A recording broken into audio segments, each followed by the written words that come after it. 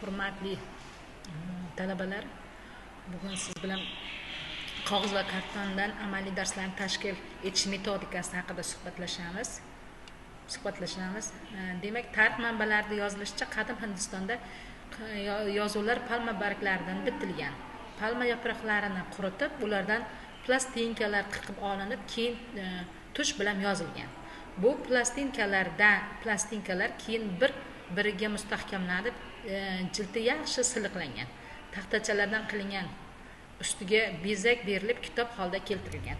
Har bir mamlakatning o'z iqlimidan kelib chiqib har xil bo'lgan. Misol uchun qadimgi greklar mum kitoblarini ixtiro qilishgan. Bu yaxshi tekstlangan taxtacha o'rtasida kvadrat o'yilgan bo'lib, u sariq yoki qora mum bilan to'ldirilgan. Yozuvda esa po'lat cho'pdan foydalangan. Bu uchi o'tkir po'lat cho'p bilan yozilgan bo'lsa, ikkinchi dumaloq uchi bilan yozilgan narsani o'chirishganlar. Bir-biri bilan biriktirilgan taxtachalardan kitoblar yasalgan. Kitob jadval yoki sahifalarning qulayligi shundaki, ulardan uzoq muddatga bemalol foydalangan. Yozuvni o'chirish va qayta yozish juda oson bo'lgan. Misrlar yozish materiallarini Nil daryosidan olganlar.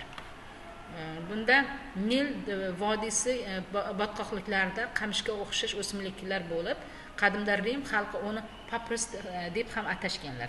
Silliq poyasiz, bargsiz o'simliklarni bo'yi 4 metrgacha yetgan. Yozuv quroli uchun poya barglarini tozalanib, ularning o'rtasida yumshoq g'ovak o'zak olinar edi.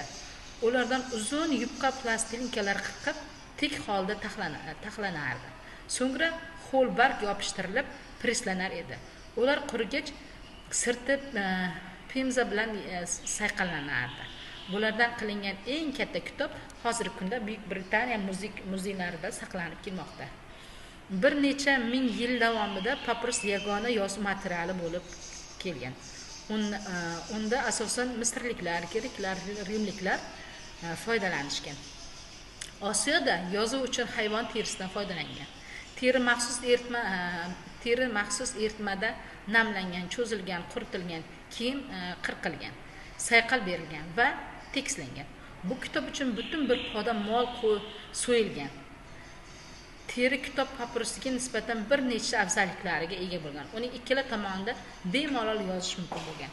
Eramizdan 5-asr muqaddam uzoq sharq mamlakatlarida shoyiga yozish rasm bo'lgan. Bu ham qimmatbaho material bo'lib, madaniyat rivojlangan borgan sayin yozuv uchun arzon materiallarga talab orta boshlagan. Demak, aytib o'tishimiz mumkinki, taxminan miloddan avvalgi 2-asr atrofida Xitoy ta'limlaridan, masalan, Xuan qog'ozi foydalanilgan. Bu jarayon asta-sekin taraqqiy etgan. Bugungi qog'ozning asosiy prinsiplari shu davrdan boshlangan.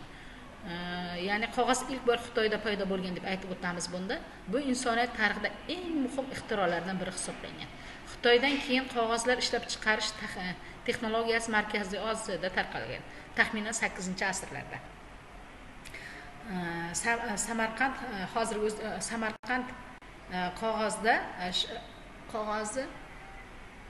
Samarqandda ham qog'ozlar ishlab chiqarila boshlagan 8-asrda. Demak, Samarqand qog'ozining afzalliklari o'ziga yarasha ancha afzalliklari bo'lgan. Bunda Samarqand qog'ozni ishlab chiqarish taxminan 8-asrda boshlangan bo'lsa, o'z faoliyatini olib borgan bo'lsa, bunda arablar davrida va Markaziy Osiyoda madaniyati gullaganda ushbu hunarmandchilik mashhur bo'lgan. O'sha davrda bu qog'oz Buyuk Ipak yo'li bo'ylab Yaqin Sharq va Yevropada eksport qilingan. Qog'oz ixtiro qilishdan avval Xitoy yozish uchun turli materialdan, o'sha Xitoy ham qog'oz paydo qilgunga qadar bir nechta matolardan foydalangan. Masalan, jumladan bambuk taxtachalardan, yog'och lavhalar, ipak mato va hayvon suyaklarida yozgan. Bu materiallar og'ir, qimmat va foydalanish uchun noqulay bo'lganligi sababli yengil va arzon yozuv vositasini ixtiro etganlar. Qog'ozning kashf etilishi Xitoyda ilm fandi rivojlanishiga juda katta hissa qo'shdi. o'sha ilm fan adabiyot va davlat boshqaruvi rivojlanishiga juda katta ta'sirini ko'rsatdi. Kitoblar ko'paygan, hujjatlarni saqlash va tarqatish osonlashgan. Keyinchalik qog'oz ishlab chiqarish texnologiyasi Buyuk Ipak yo'li orqali Markaziy Osiyoga, Arab davlatlariga va Yevropaga sekin-asta tarqala bordi. Xulosa qilib aytganda, qog'oz insoniyat tarixidagi eng buyuk ixtirolardan biridir. U Xitoyda milodiy 105-yilda Tsai Lun tomonidan kashf etilgan. Bundan xabaringiz bor. Qog'oz ilk ilm fan taraqqiyoti, madaniyati rivoji va bilimlarni avloddan avlodga yetkazib borishda muhim rol o'ynagan. Bugungi zamonaviy axborot jamiyatining shakllanishida ham qog'ozning o'rni juda behisob. Yana shuni aytib o'tishimiz kerakki, Xitoy qog'ozni tayyorlash sirini o'zida 500 yildan ortiq vaqtgacha sir saqlagan. Tsai Lun nomi insoniyat tarixida 1100 buyuk ixtirochi ro'yxatga kiritilgan. O'sha ixtirochi uchun o'sha ro'yxatga kiritilgan. Ana endi qog'oz asosan daraxtlardan olingan deb aytib o'tsak, texnologiya darsiga keladigan bo'lsak, texnologiya darslarida foydalanilgan qog'ozlar. Bunda o'sha ayniqsa boshlang'ich sinf o'quvchilarida texnologiya darsi o'tilib boradi. Bunda o'sha birinchi sinflarda 33 soat, yil davomida 2-chi, 3-chi, 4-chi sinflarda 34 soat dars tashkil qilinadi. Jami 135 soat o'sha 1-sinfdan 4-sinfgacha texnologiya darslari tashkil qilinadi. Bu tashkil qilish jarayonida turli xil o'sha qog'ozlardan foydalaniladi. Bunda asosan oddiy qog'ozdan, rangli qog'ozdan, organik qog'ozdan, gazeta qog'ozdan, kartonlardan keng ko'lamda foydalanadi o'quvchilar. Oddiy qog'oz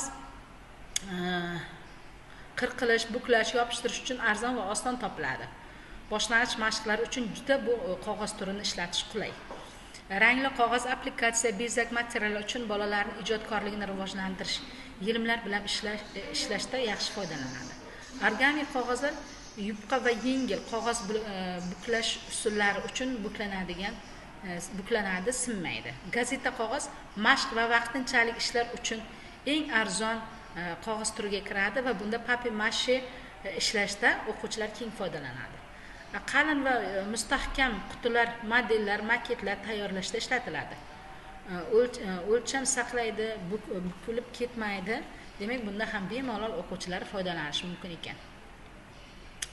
Bundan tashqari o'sha texnologik darslar karton bilan ishlash o'quvchilarning amaliy ko'nikmalarini shakllantirishga, ijodiy fikrlashni rivojlantirishga va texnik tafakkurini oshirishga juda katta xizmat qiladi. Karton asosan kesiladi, buklanadi, yopishtiriladi va turli shakllarga keltiriladi.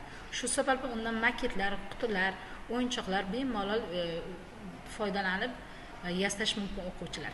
Eng qiziqarli jihatlari shundaki, karton yordamida o'quvchilar loyiha asosida ishlashni ham o'rganadilar bemalol. Karton qalinligi asosan 0,3 santimetrdan 5 millimetrgacha bo'lib, 0,13 millimetrdan 5 millimetrgacha bo'lib, har bir qalinlik turli ma'lum bir maqsadlarda xizmat qiladi. Kartonning qalinligiga o'rganish o'quvchilarda texnik tafakkur va rivojlanishda ko'nikmalarini shakllantiradi. Qattiq yasashda quti yasashda juda yupqa karton tanlansa, u tez bukilib ketadi. Juda qalin karton esa noto'g'ri kesiladi. Buyum shaklini yo'qotadi. Shu orqali o'quvchilar to'g'ri material, sifatli natija tamoyilini amaliy misollar orqali tushunib yetadilar.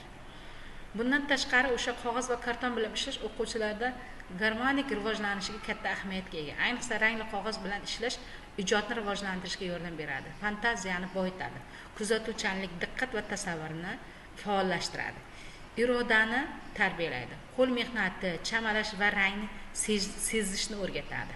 Qog'oz va karton bilan ishlash mashg'ulotlarida oldindan quyidagicha tayyorgarlik ko'rish kerak.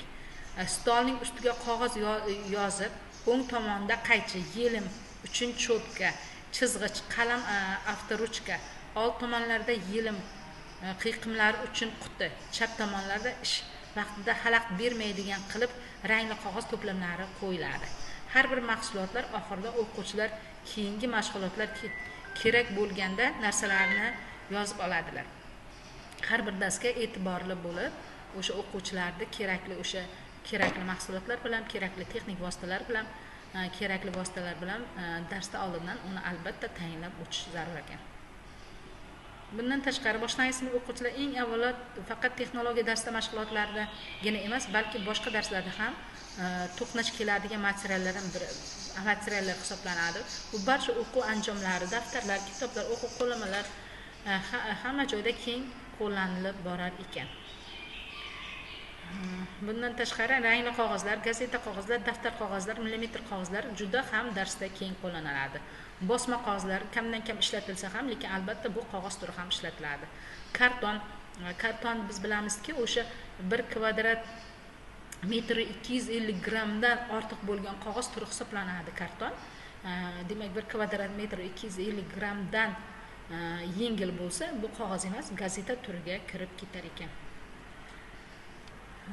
O'quvchilar o'sha darslarda bemalol foydalanish maqsadga muvofiq hisoblanadi.